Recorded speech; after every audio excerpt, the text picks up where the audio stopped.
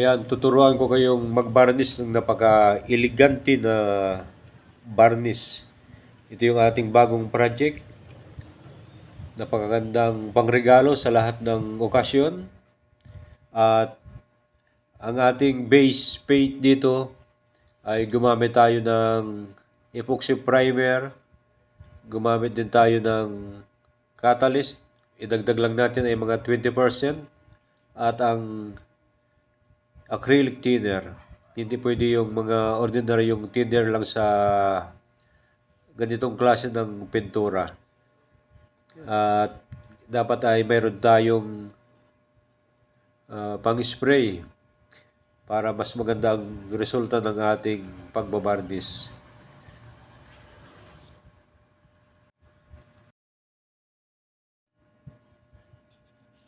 Ayan yung ating mga oil tinting color na kailangan. Burnt umber, red, saka rose sienna.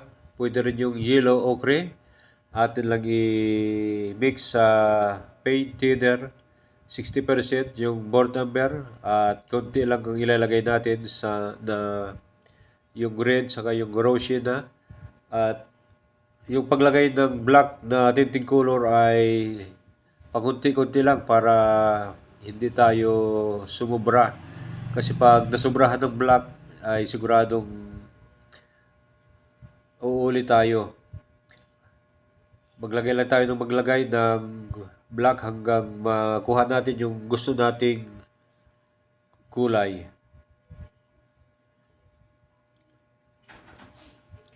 Sa mga gustong sumubok at nagsisimula pa lang sa pagbabarnish ay practice muna tayo sa maliit na plywood. At gumamit tayo ng maraming klase ng brush dito para makagawa tayo ng magandang haspi. Yan natin lang ihagod at pagkatapos natin ihagod, hintayin natin ng 10 minutes bago natin balikan para mas makakapaghaspi tayo ng gusto natin at magandang design. Katulad nito na natuyo na siya ng konti. Hindi pwede yung tuyong-tuyo. Dapat basa pa siya ng konti para makakagawa tayo ng magandang design sa ating paghahaspi na magmumukha siyang kahoy. Ay pwede nating ulit-ulitin basta hindi pa masyadong tuyo yung oil tinting color. Katulad ng aking ginagawa dito sa inyong nakikita.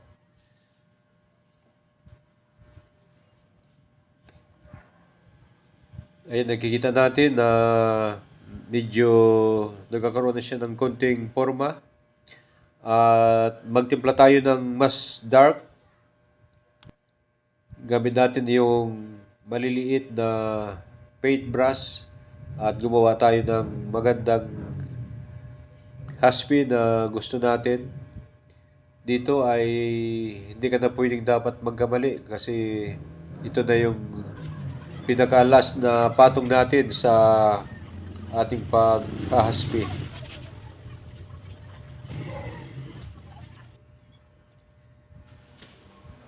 Ayan, dito ay gumawa tayo ng isang panibagong style o design na para bang mayroong buko o yung sanga ng kahoy. Ayan, madali lang sundan ito at madali lang gayahin. At pwede nyo rin panoorin ang aking mga tutorial sa aking YouTube channel sa Greg Arts and Crafts. Pero sa ngayon tayo ng focus tayo sa polyurethane. Ito yung ating pang pakintab. At gagamit tayo ng dalawang baso lang muna. Kung ano lang yung maubos ang gagamitin natin, lang ang ating titimplahin kasi medyo may kamahalan itong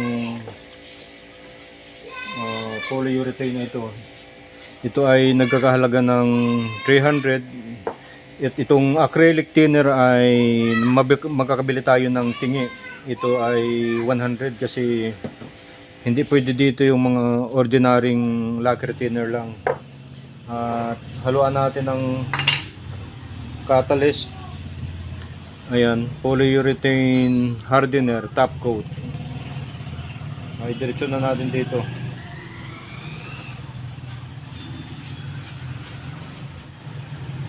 Ayan, tatakpan natin ng mabuti kasi tumitigas ito pag hindi natin natakpan ng mabuti. At haluan natin ng isang baso na acrylic thinner. Ayun, hindi tayo gumagamit ng mumurahin na barnis sa ating project para yung ating mga customer ay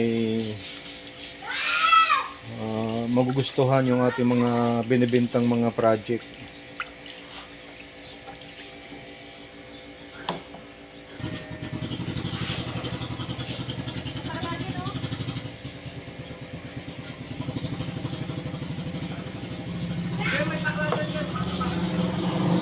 Yan, gamit natin ating spray gun. Mag-spray na tayo. At maglagay lang tayo ng konti. At kahit expert na tayo, ay magsasample lang tayo doon sa maliit lang muna. Tingnan natin, excuse, after 5 minutes para kung halimbawang sunog ay konti lang ang ating i-repair kasi hindi basta-basta ganun lang ang nagtitimpla ng varnish. Kaya yung mga barnisador na mga expert ay talagang mahal ang singil ng mga yun kasi mahal ang nagpapabarnish. Ayun, sasampulan lang muna natin yung maliit at after 5 minutes tingnan natin kung ano yung chemical reaction niya para kung mayroong palapak, yun lang muna ang ating i-repair.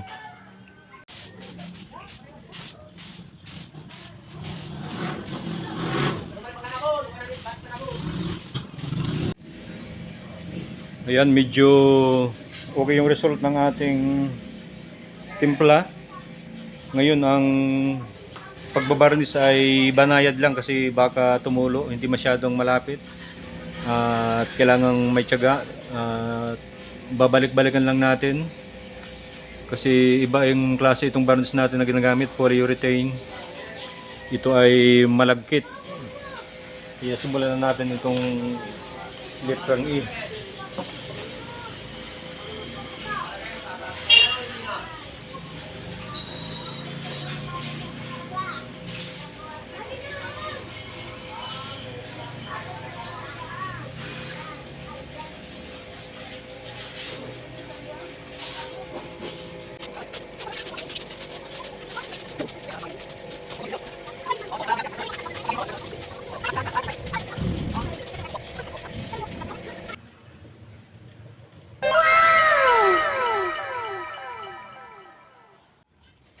Maglalagay na tayo ngayon ng parchment paper at hindi ito ordinaryong cocoon band.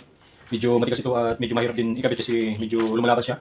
Ito, kailangan natin ng long parchment paper. Ayan, nagkakahalaga sa sugo ng 109. At atin lang ibaliktad yung ating sheet. Guhit tayo ng lapis, yung banayad lang para hindi nakikita yung ating lapis. Magbigay tayo ng allowance. Kung gaano kalapat ito, ay ganoon din yung ilalagay natin na allowance. Magkabilaan.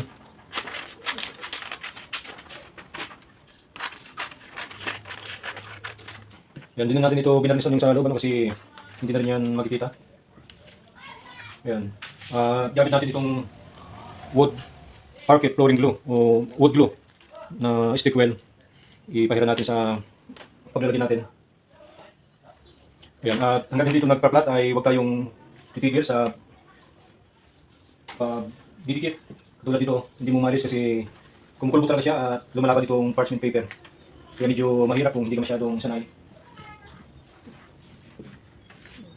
Ayan, paulit-ulit lang hanggang mag-flat yung ating pagdidikit ng parchment paper. At kapag kumulbot ay babatakin natin.